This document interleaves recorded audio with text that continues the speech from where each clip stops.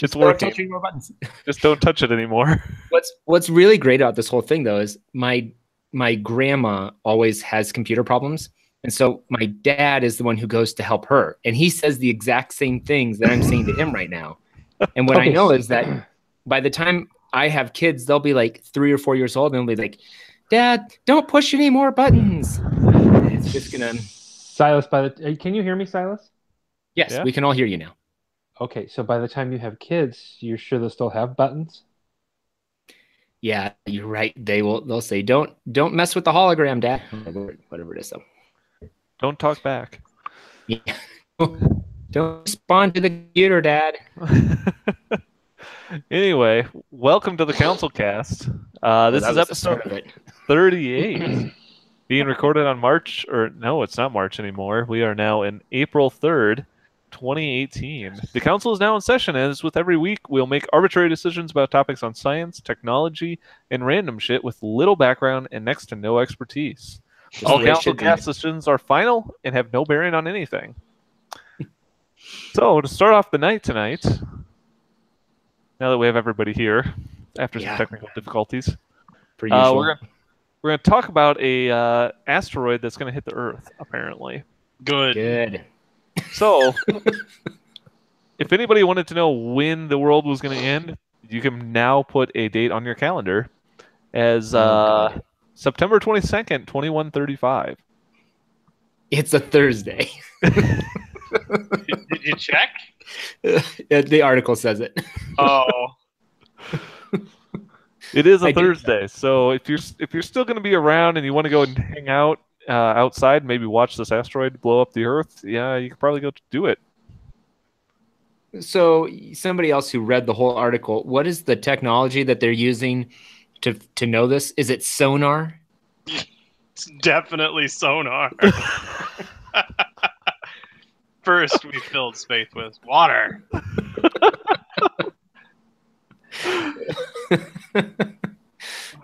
I don't really know how they found it. I'm assuming they have some sort of tracker out there, but I thought the more interesting thing out of the article was they were talking about how they could potentially move it to not hit the Earth.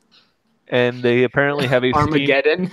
They essentially have a scheme that's just like that. They call it HAMMER, which is the Hyper Velocity Asteroid Mitigation Mission for Emergency Response. Oh my! You think you know they come up with the acronyms first, and they're like, "We'll put the words on it later." we got hammer and we got fucking fizz bitch, and we're gonna see what we can come up with later for acronyms. That's essentially it. They said they're going to send a 9-ton nuclear bomb to go blast it out of the orbit. No, you can't. They did this on Armageddon, just like you said. You can't. You got to send Bruce Willis. You can't just scorch the surface. It's no good. Remember the firecracker scene? You explodes on the outside. Poof, burn your hand. Hold it. It explodes. Gone. Your hand's gone. Well, they have 100 years. So wait. They have 100 years, yeah. Oh, that's plenty of time. I mean, they did 7 days, right? So we got plenty of time. What I think that they'd be able to do then is invent essentially the Hammer spaceship will also have like robots that will drill into the surface for us. I mean, I can only imagine that the Hammer spacecraft is shaped like a hammer. And they're just gonna... It will fly out there and just hit repeatedly. Is this Dr. Evil make this hammer spacecraft? That's all I can say. I mean, by this time, I fully expect Elon Musk to have gone immortal anyway. So we could just send him to like intimidate the asteroid into missing the area. Actually, honestly, Elon Musk is probably living on the asteroid, and he's like, "Get out of my way." He'll have set up an amusement park on the asteroid. At first, I thought this year was a book by Kim Stanley Robinson, but he actually wrote 2140. So, New York 2140. Sorry. Mm-hmm. So yeah, we're good because there's a book coming out, or there's a book about 2140. So we can't. We're good. We're not gonna. The book is coming out. Oh, perfect. 2140? No, it's already out, but it talks about 2140. It talks about life after the asteroid hits, is what it talks about, I believe, doesn't it? I don't know. Yeah, it does. The 5 people who are left on Earth. I think that there is what was I going to say about that? I don't know. It's not any good. We'll just cut this part out. I mean, I think if we've got 100 years, I think we're probably good. We'll figure something out. Yep. Well, we can move the Earth. Apparently, they are going to send or they have sent a spacecraft already to go take a sample of its core or whatever. Yeah, so how far out is it? Because it's a ways. Isn't the earlier you perturb its orbit, the more the easier it is to knock off course? I would think. Would that? Yeah. I mean, you're an aerospace engineer, Blaine. Is that true? Does that make sense? Sure. I mean, I think it's going too fast. It's not orbiting around us, so. No, I understand that, but if you know where it's at, and you slam something into it when it's really far away and a long ways away, yes, it would take less force than if it were oh man, it's like gotta happen out. Yeah. So here's my thought about the whole thing. If Elon Musk were to take a ship and land on that thing and just ride it out, that would be the best way for intergalactic space travel, right? Because you could it out. Yeah, because you could set up a base, Dr. Strangelove style. Well, sure. Wait, what was the guy that got on the rocket and rode that all the way? Who was that? Tommy Lee Jones. Rode it to where? No, I'm literally talking about setting up a base camp on an asteroid, and you could just ride it throughout space, and then you could launch off at some point. How fast are those things going? Did they say how fast it was going? I mean, relative to what? I'm looking up. I'm trying to figure out. You're right. There's no speed in space. Well, there is speed, but only relative to other things. Its average orbital speed is 28,000 meters per second, or about 63,000 miles per hour. Orbital of what? Its orbital speed around whatever it's orbiting about. The universe. Are they measuring it based on our orbital speed in relative? Gosh, I'm more interested in these aliens that you have insinuated that are inside the asteroid. Well, that was I'm saying my suggestion. I mean, that's Elon Musk would be the alien who lives on. That's what I'm saying. You could set up and live on it. This is some straight up Rendezvous with Rama shit. See, they're going to get a sample. They're going to get a sample of this thing. They're going to bring it back to Earth, and then that is going to be bad. There's going to be something bad that's going to happen as a result of that. Oh, yeah. There'll be alien, like the movie Alien. They'll bring it back to Earth. That's right. Maybe that's the whole scheme, is that there's aliens living on it. They coerce the humans to send a ship there to bring aliens back to Earth. Kill all of the Earth people so that we don't blow up their asteroid. Yeah, it totally makes sense that aliens that are traveling across the universe would use coercion as opposed to just taking over. Or like Godzilla, the hammer will make them bigger and more powerful. Oh no. That's not... You're thinking of Thor. No. Godzilla got bigger when he got, radiation. Oh. So when he took his blue pill, Godzilla got bigger. He's saying that when we send the hammer and it explodes all over the asteroid. There you go. Yes. It's like the firecracker. Yeah. Good. Well, we've thoroughly discussed that. I'm not sure what I'm thumb upping or thumbs downing. I mean, for asteroids, I don't know how anybody can be. What I'm doing. I'm gonna thumbs up the hammer crap, and I hope it looks like thumbs up the early warning system we've got, because it's doing a bang up job. We're gonna die in 100 years if we don't send a hammer into outer space. How old would I be? I'd be in 2135. Do the math. I would be over 120. So I might be 35 years out at that point, and they'll have a much better idea of whether or not it's actually headed towards us anymore. You'd be older than 120. Well, no. I'm saying I'm sorry. I did the math to the year to essentially 100 years from now, and then I added an arbitrary amount. An arbitrary amount, and got myself to 120. So don't worry about it. It's math. Perfect. Next topic. All right, so moving on into technology on the rundown, we have HTC dropping their new Vive Pro headset for VR.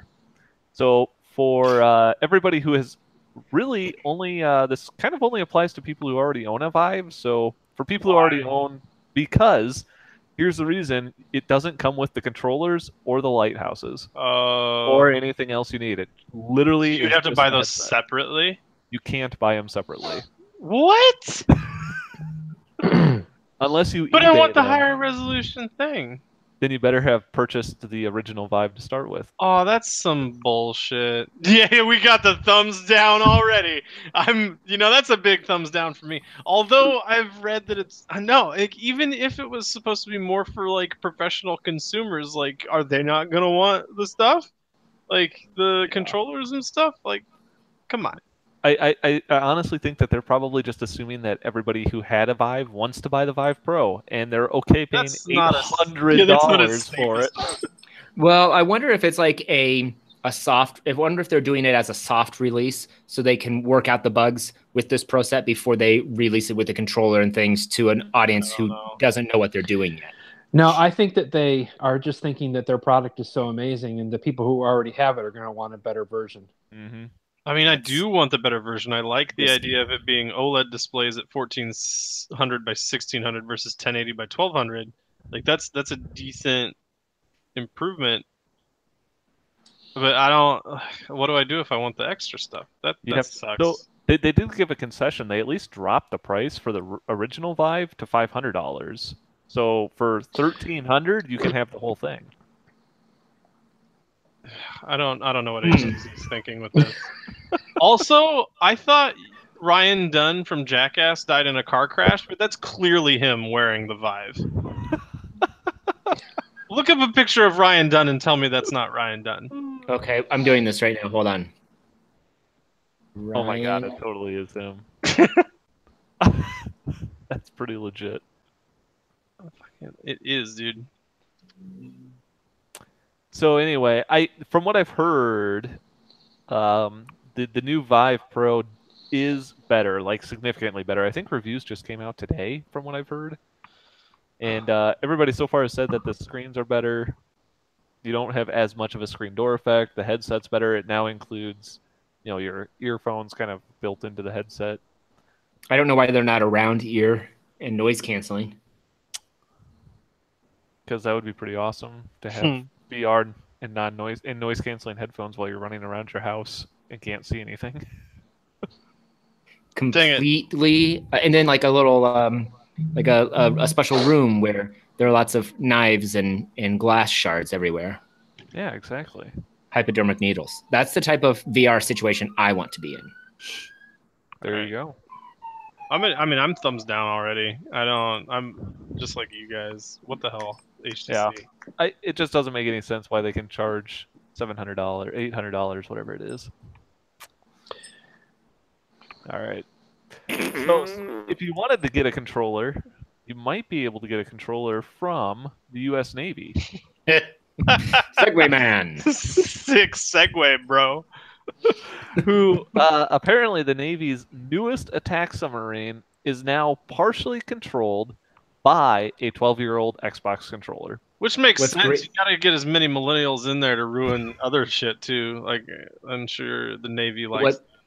What's great is the guy in the picture here with the Xbox controller was 12 years old when the Xbox controller came out. He's literally twice as old as that controller is. I just don't understand why. Yeah, I don't imply. Yeah, did it say why? Well, they claim that it is literally for the millennials, that they're used to using a joystick controller for controlling views, because all it does is control the periscope view. Oh.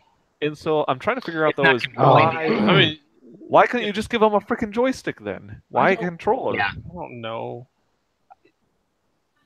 I mean, and they're like, oh, it's going to be super cheap because it's $40 compared to the old joystick style controller that they had on the submarines that cost $38,000. Since when is any part of the U.S. military interested in cheap?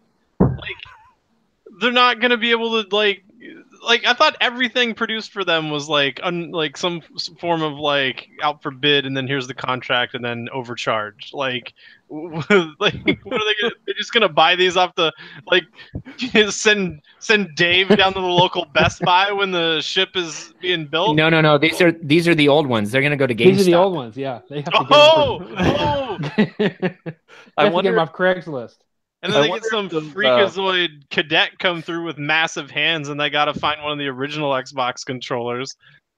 I wonder how well a third-party controller would work. Oh my god! Yeah, Mad Catz is back in business, baby. Yeah, how many controllers do they need? Is it just like the one controller, and they're just like, oh, we want people to remember that the Navy's a thing, so let's use an Xbox controller, and then people will remember us. Well, I mean, they could just buy a damn Vive and hook it up, and just have the person turn around in circles, and that could be your periscope control. They should have, but they didn't have the controller that came with it from the original one, and they needed the high def, so they just said, screw it, we're not doing it. You know, maybe in 12 years when the $1,300 Vive is now down to $40 off of eBay, then the military will plug that into the periscope. Maybe. That makes a lot of sense. Navy, reduce, reuse, recycle. Nice. That's their motto, isn't it? Something like that. It's the 3 R's. I thought that was something else. Anyway, I'm going to give it a. I'm going to give Xbox a thumbs up, and the Navy a thumbs down. Ouch! I'm going to give the whole thing a thumbs down because I think it's totally ridiculous. I don't know. Down. I like repurposing shit. Yeah. I also give thumbs up to Mad Catz if they can get in there. To Mad Catz. Yes, yeah. There you go. Those things were garbage. You know, I'm pretty sure that's how Mad Catz was founded. Was the military said, "Go price cost this." We need Sullivan back in here so he could be like, "This segment sponsored." No, this segment sponsored by Mad Catz controller. Oh man. We should message him. I'll message him. Nah, he busy. Yeah, he's got a kid. He's too busy moving into a new house, which he could have 3D printed. Could he have? Nice segue. Yeah, it's just constant. You're so good at this. So apparently there is a new company called Icon. I don't know if they're new or not, but they're apparently doing a low-cost 3D printing method that allows them to 3D print a single house out of cement in 12 to 24 hours. $4,000 per house? Yeah. Okay, here's the understatement of the century. Using the Vulcan printer, Icon can print an entire home for $10,000 and plans to bring costs down to $4,000 per house. It's much cheaper than the typical American home, Ballard says. No shit. How many square feet are these? Oh, 650 square feet. 650. Oh, and it's just about the same size as a New York apartment. Which you could gladly pay. I mean, if you were buying it, probably $10,000. Hundreds of thousands of dollars. Yeah, hundreds of thousands. Are they supposed to build these things and then like take them to the site, or are they supposed to build them on site? It seems like a 650 square foot concrete house would be pretty heavy to ship overseas. I mean, I don't see why you can't be like. Oh yes, nope. They build it on site. Yeah, you put the printer on the cargo ship and print it as you're shipping it over there. That's ingenuity. I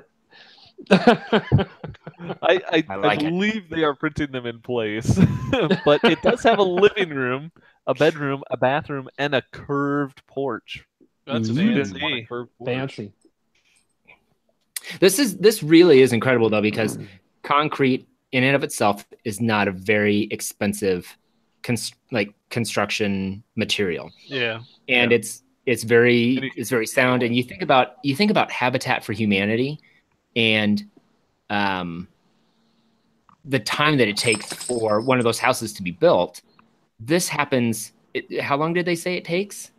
24 hours. 24 hours. I mean, you could go pump out houses everywhere for that amount. And as the more that they start working with this technology, yeah, you pump this thing out, put a roof on, get your trim carpenters in there, and you're good to go. Yep.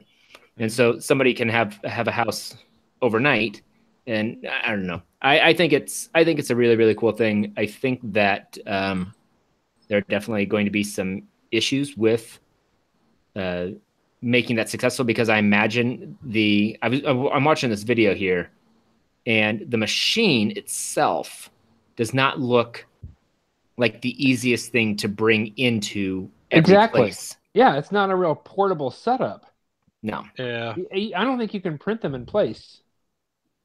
No, they are. That's what I'm seeing there. Because Really? you look, there's this one screenshot here. Here, let me share my screen. How do I do this? Can the machine just keep going up and stack them and build yourself a skyscraper? I'm assuming it's limited based on how tall the printer stand is, but I mean, sure. Here, look at this. Also, does HP make this printer, and how much is toner?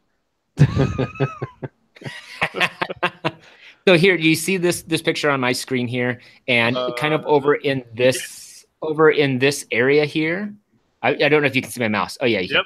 Over in this area here, there's like definitely a fence and definitely other houses around in the background. So they are doing this on site, as far as I can tell. I don't know. So that's all I know. I'm skeptical. I think it's going to be a pain in the ass to hang anything on your walls. It's a concrete wall. How do they put the electrical into it? Oh, it doesn't come with electricity. You wire it on the outside and cover it. Wire on the outside and run it into the ceiling. Run it into the ceiling. I mean, you can't run it through the wall. Well, there's this picture, though. It does. It has an outlet on the wall. It does? Which picture? Yeah. This one. Whatever one I'm looking at. Oh, this one. The one with the lamp. Oh, there's a lamp and there's a box on the wall. Maybe I don't know. They run. You're right. Maybe they come from the outside. I don't know. Yeah, I don't know. But it's conduit style. It's very industrial, and so they could just go straight through the wall from the outside with something like that. I don't know. A lot of cool options. Think it's going to put a lot of home builders out of business. Maybe not yet. Well, I don't know that it will. I think because it's serving a different market, because it really is, I think, geared more towards low income families, and they're not the people who are going to home builders to say, hey, I don't really have a lot of money, but do you mind building me a smaller house, a 650 square foot house? And those builders are going to say, yeah, that's going to be just the same as if I build a 1,500. Yeah, exactly. And it's still out of their price range. So I don't think it's going to push anyone out of work. I think if anything, the people who build homes are going to try and figure out how to use this technology so that it just gets added to one more thing that's in their arsenal. Yeah, I think it would be interesting to see if they can expand it by just printing another house right next to it. Oh yeah, double wide. That'd be pretty sweet. I'm going to give it a thumbs up because I think it's pretty cool. Me too. I like it a lot. It's interesting. I could 3D print a bed and put it out back. All right. Oh, hold on. Anthony says that he just got home. I'll say we are still online. He's sitting in Discord right now. Just join on up. So, speaking of robots and hammers, it is entirely possible that robots are out to kill us now. Yes. I mean, it's not been a good week for self-driving stuff. That information, Tesla released information about that one that slammed into the barrier in California too. Yeah, so we can start kind of with the Uber one here. Is this was a couple weeks ago, but yeah, like you said, there's the recent one with the Tesla car crash while it was under automated driving. But a guy went out there and tested it with his autopilot and recorded a video of his car doing the exact same thing. Like, it's just a poorly marked section, and the car thinks that it's another lane that it can take or something, or it's the lane that it's in. So it just kind of, from the time it starts doing it, you have like 5 or 6 seconds before you slam into the barrier. So the guy that was unfortunately killed in his Tesla when he hit it, I mean, what was he doing in those 5 or 6 seconds? Like, we don't know. Probably. I mean, that's plenty of time. Tesla still tells you that you have to like pay attention and stuff, right? Like, you can't sleep and let your car drive. Like, right. So not yet. Well, yeah, and that's really, really an unfortunate story. But in the Uber case, not only was and that's probably a bad case of the logic behind the system, but in this case, this had a person walk out and actually get hit and killed by the driverless car. Yeah, I haven't read the whole article yet. Have they said anything as to how like did it not detect her, or did it? So it ran a red light. I honestly have not kept up over the last week on what's been going on with it, but the latest that I had heard was this car was driving down the street, not really a street, more or less a highway, it kind of sounds like, and a person walks out across the median in front of the car doesn't react and hits her, and that's that. Now, it raises a question of, if the car could have reacted, should it have? Was the person stepping out too quickly? Could you see the person? I believe at one point in time. It almost always should. Like, I don't know. So we've talked about this a little bit before. Like, given the option between slamming on the brakes and getting rear-ended, but avoiding slamming into a pedestrian, I think the preferred option in this scenario is not run over the human and just get rear-ended. Like, the other person in a car behind you, like, I don't know. It depends. Yeah, and I don't think that's what. I think this was at night, so there wasn't really anybody behind the car. Yeah. So, I don't think that was really into question, but it's just, obviously you have to filter out false positives at some point in time, but how far is too far? Yeah. Maybe? Well, then the question, when it's driverless, the question is, you start looking at the legal questions.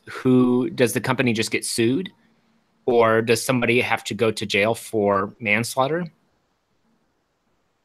They're almost certainly there going to are get sued in this case. Yeah, I believe that the family settled with Uber out of court already. Oh, already? Yeah. Wow, that's quick. They must have offered a large sum of money. I would imagine so. Mm-hmm. Well, that's just it, though. Like, But what are you saying? You're saying, Silas, who's going to be criminally charged at some point? Yeah, because if there's no more criminal charges for that type of thing, why? Well, we've talked about this before too. Like, what happens when cars reach? Is it level 4 that's the highest, Blaine, or level 5, whichever? Level 5, I think, is the highest, but I think level 4. So if you're selling a car that's claiming to be fully autonomous, and you can even take it so far as to the thing doesn't even have a damn steering wheel in it for you to take control. I don't know that we'll ever reach that point, but let's say we have. And so I think Sullivan and I have had this conversation at work. Like, who's liable if it mows down an old lady in the street, right? Like, if it's my autonomous vehicle and I own it, but it mows somebody down, I wasn't driving it. Like, to me, that's pretty cut and dry. The person who made the damn thing is liable. Like, not me, but Sullivan claimed that, like, at that point, like, we're enough in the future that you're probably not even owning your own autonomous car, because they're pretty expensive, and they have enough of them on the road, just kind of in holding patterns or whatever, that you just order one up to go whenever you need to go, wherever you need to go. It comes, picks you up, takes you wherever, and you don't even need to own a car anymore. Like, well, and then so when that happens, my big question is, is this just one more way for big business to get away with whatever they want. Oh, well, if we kill someone, then we can just pay off the family with millions of dollars. All right, we'll give you a $10 million settlement. Oh, wow, $10 million is more than I've ever seen. And they're like, yeah, that's basically like less than a month of what we make, less than what we make in a month. So whatever. Here you go. Just take some of it and go away. I don't know. I think you're going to see some pretty heavy government regulation around it. So, yeah, I don't know. It'll be interesting to see it develop. Yeah, I don't think we'll ever get to I would be surprised if in our lifetime we ever get to a point where you'll never have a steering wheel in a car. But yeah, I think everybody would argue with you on that. I wish you were here. I think it would be hard to believe because I don't want to believe it because I don't know if I can trust it yet. But maybe in the future, if I can just order them up and I don't have to pay for it, the car just shows up outside my house whenever I need it. That'd be pretty sweet. Yeah, I mean, I understand the statistic. Like Tesla's the biggest data set we have to go on right now, as far as at least what that publicly talks about a lot of stuff. It seems and has been studied. Like, I mean, they've shown that the stuff that they do, like the autonomous driving stuff, it is a net good. But like, as soon as the Tesla car crashes when it's under autopilot, they start to get freaking creamed. It's like, I mean, you don't even know how many accidents they prevented. Yeah, actually, it was an interesting thing. I was reading an article about that kind of today where they said, everybody they jump on Tesla every time there's a crash. Well, so to be fair, as they should. They said like 37,000 deaths a day. Yeah. In car accidents. Yep. Yeah, I mean, the autonomous stuff can react way faster than we could ever think that we could, and the vehicles can talk to each other in some fashion. Like, once you get enough of them, so they could tell each other what they're doing and all that junk. So you just, at some point, you'll reach a critical mass of a network of cars that can just be way safer than any humans can driving. Yeah, I think that's actually an interesting thing is that a network of cars would be, I think, smarter than just AI cars. I mean, well, AI has to be part of it, but once you get all the cars on the same playing field, more or less, now you don't have to worry about, well, somebody came in without a car that was on our network. Maybe they have highways or specific roads that only those cars are allowed on or something. Yeah, I don't know. Who knows? We'll see. I give them a thumbs up actually because I like autonomous cars yet. So. I mean, I'm giving a thumbs down because it ran somebody over, and they might need to send that one back to QA. We had a quality problem. Yeah. Death is bad. Blaine's all like, double thumbs up, baby. Keep the course. Keep the course. Wow.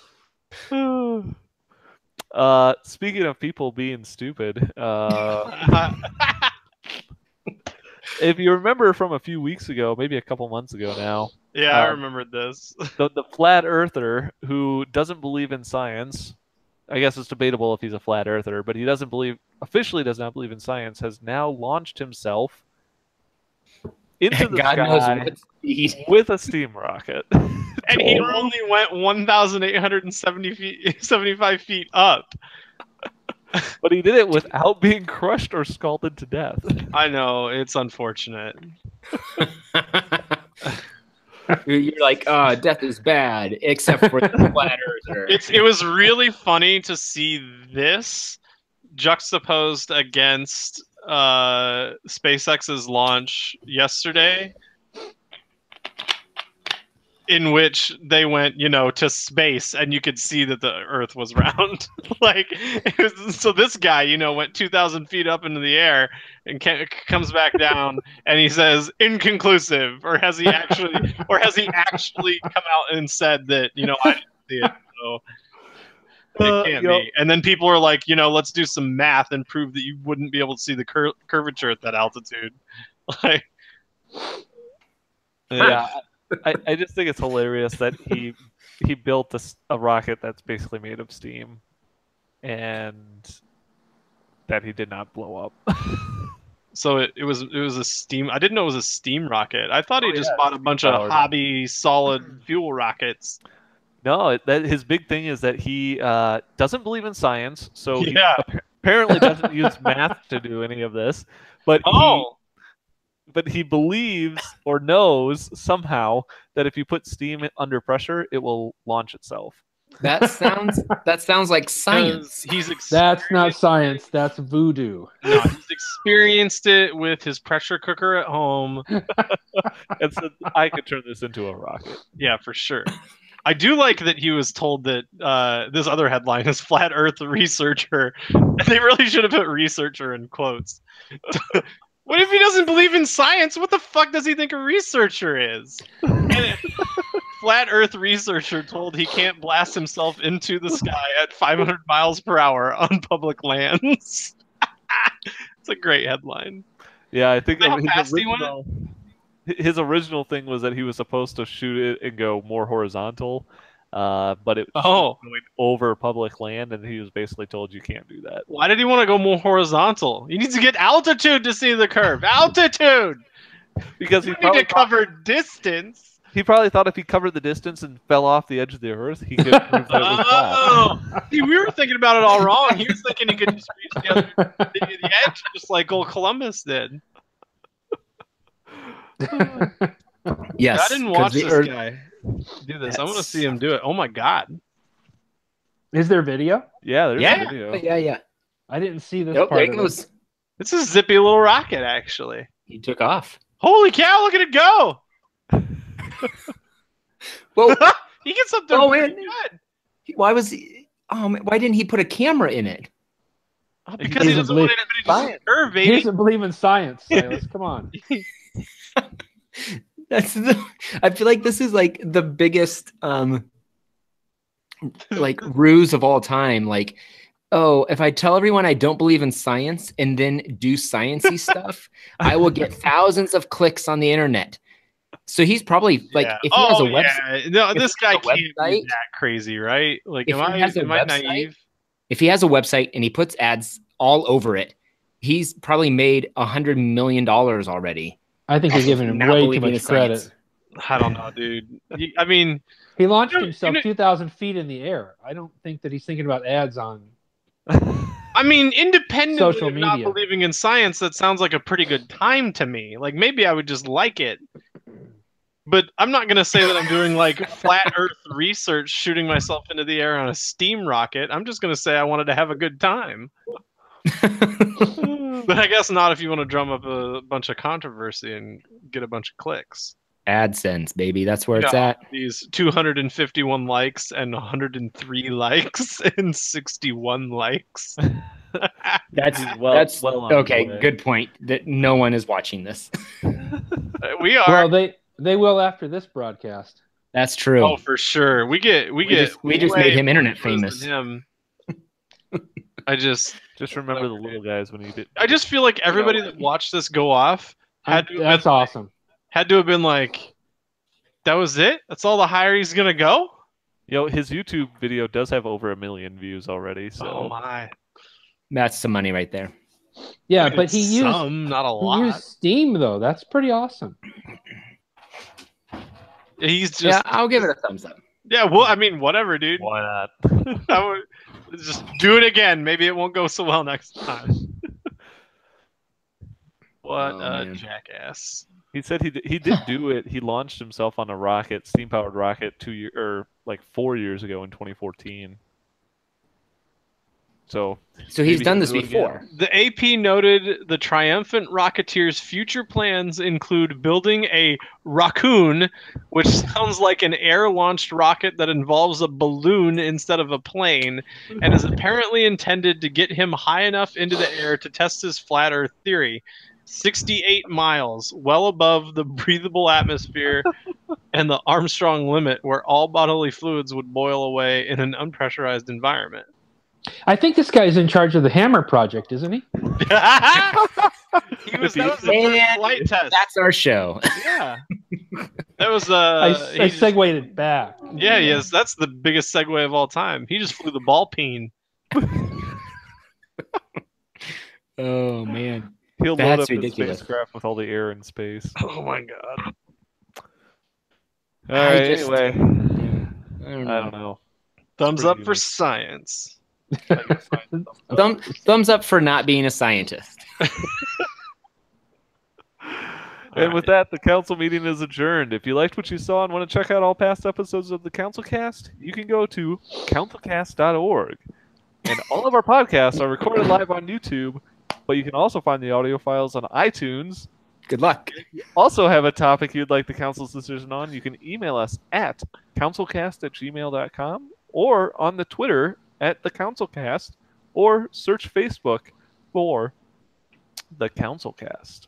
Thanks for listening, and goodbye. Goodbye.